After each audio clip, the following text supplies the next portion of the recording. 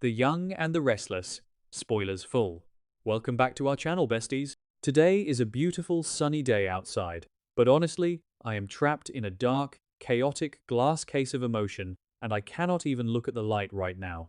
We are diving straight into the absolute madness of Genoa City, so grab your iced coffees, take a deep breath, and strap in for the ride of your life. You guys, I am deceased. Stop what you are doing immediately. I am literally shaking and physically vibrating from the sheer audacity of what I just witnessed on our screens. Send help, because my soul has actually left my body and is currently hovering somewhere over the GCAC. We need to talk about this now, because if I hold this inside for one more second, I am genuinely going to spontaneously combust. Billy Abbott has officially crossed the line from chaotic mess to absolute, world-ending supervillain, and I am personally attacked by his choices. I am sitting here, clutching my chest, entirely unwell, because this man is about to single-handedly destroy his own mother, and I am spiraling. Wait, backtrack for a second. I missed a step. My brain is literally mush right now. Let me flash back to the absolute mess I was in while witnessing this. I was mid-skincare, okay? I had a charcoal mask fully applied to my face, and when Billy dropped this bombshell, I gasped so hard I choked, smeared charcoal all over my pristine white rug, and literally had to yeet my phone across the room because I could not handle the sheer gravity of his delusion. Bestie, be for real right now.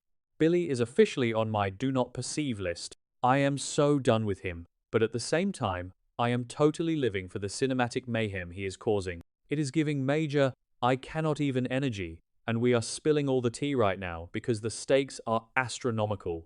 Okay, hold on. I should have mentioned this earlier, but we have to talk about Jill Abbott's health. We all know Jill has been struggling. Her heart condition is not a joke. It is a ticking time bomb, and she has been trying so hard to keep her stress levels down. But no, Billy Boy cannot just let his mother rest in peace. Well, not literally in peace, but you know what I mean. He has been poking and prodding like a deranged detective, because Jill refused to tell him the real reason she didn't want him anywhere near Chancellor. And honestly, I get it. Billy hates being treated like a failure, but the way he went about this is straight up unhinged. So, Jill makes one tiny, very specific mistake. Did I say that yet?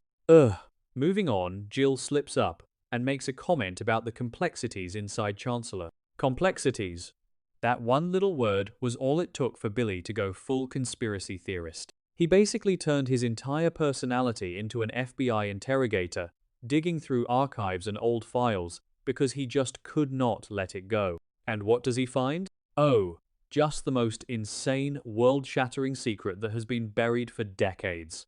He finds actual, undeniable proof of an unpaid loan from his father, John Abbott, to Philip Chancellor. Yes, you heard me correctly. An unpaid loan that basically means the Abbott family legally owns Chancellor Industries. I am literally hyperventilating right now just thinking about the legal nightmare this is going to cause.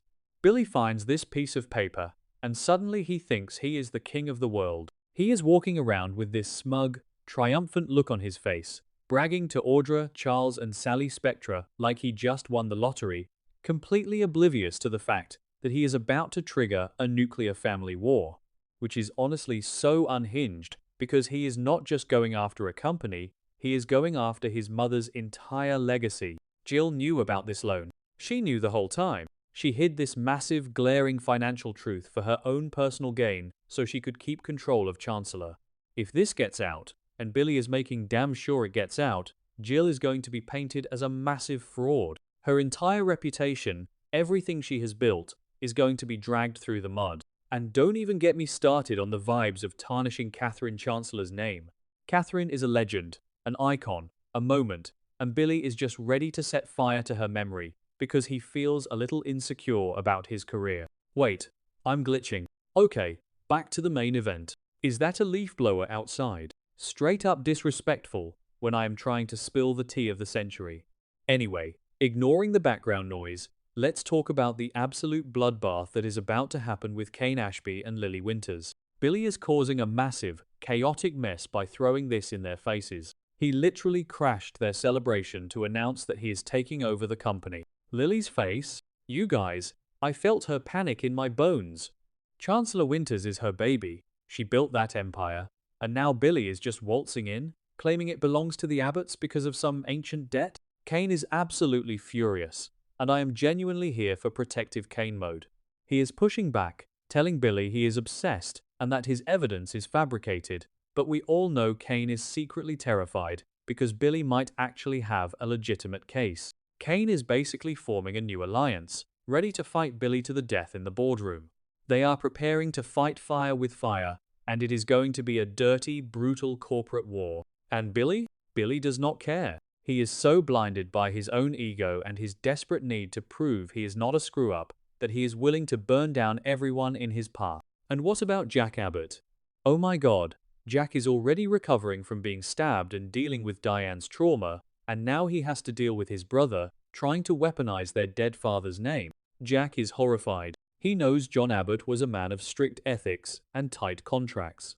Jack wants to protect his father's pristine reputation, but Billy is out here turning John's legacy into a weapon of mass destruction. It is a total dumpster fire, and Jack is just watching the flames get higher and higher. But besties, the real tragedy here, the thing that is literally keeping me awake at 3 a.m. staring at my ceiling, is Jill. Jill's health is going to rapidly deteriorate because of what Billy has unearthed. When Jill finds out that her own son, the son she has protected and enabled for years, is the one exposing her as a fraud and stealing her company, her heart is not going to be able to take it. I am genuinely terrified that her life is in imminent danger. A severe heart relapse is practically guaranteed at this point. Can you imagine the stress? The sheer, crushing weight of the public scandal, the media calling her a liar and a thief, the legacy of Catherine Chancellor being dragged through the dirt? It is too much for a healthy person to handle, let alone someone with a fragile heart condition. Jill is going to be fighting for her actual survival, and it is all because Billy couldn't just sit down, eat his food, and be happy with his life. He had to go digging. I am calling it right now. The villain arc is about to go nuclear. If Jill collapses, if she actually has a fatal heart attack because of this hostile takeover, Billy is going to be responsible for his own mother's death. Let that sink in. My brain is buffering just trying to process the absolute guilt and trauma that would cause. Will Billy regret his actions if he causes a major medical crisis for Jill? Of course he will. He will spiral into the darkest, most pathetic version of himself, but by then, it will be too late. The sheer audacity of Billy Abbott is genuinely astounding. He is so focused on winning, on beating Kane, on proving Jill wrong, that he is completely ignoring the human cost of his actions. Audra tried to warn him. She straight up told him his obsession was going to ruin his personal life. But did he listen? No. He just kept drinking his champagne and acting like he was the smartest guy in the room. He is officially on my do not perceive list. But I also cannot look away from this train wreck. And what about Sally? Sally just accepted his proposal. She is sitting there, pretending to be supportive, but you can see the absolute terror in her eyes. She knows his family isn't going to support this. She knows Billy is unhinged. If he is willing to do this to his own mother, what is he going to do to Sally when things get tough? Sally needs to pack her bags and run, but she is tied to him now, and she is going to be dragged down in this corporate mudslide right alongside him, manifesting a total dumpster fire by the next update, because there is no way this ends peacefully. The Abbotts, the Chancellors, the Winters, everyone is going to be at each other's throats. I am physically unwell thinking about the showdown between Billy and Jill. When she looks him in the eyes and realizes he betrayed her, ugh, my heart cannot take it. I need to go scream into a pillow for about 45 minutes. Will there be any hope left for Jill and Billy to repair their relationship before it is too late?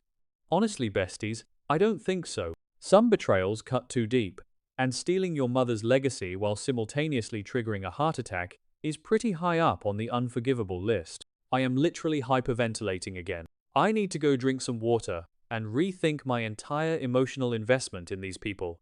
Stay safe out there, besties, because Genoa City is a literal war zone right now.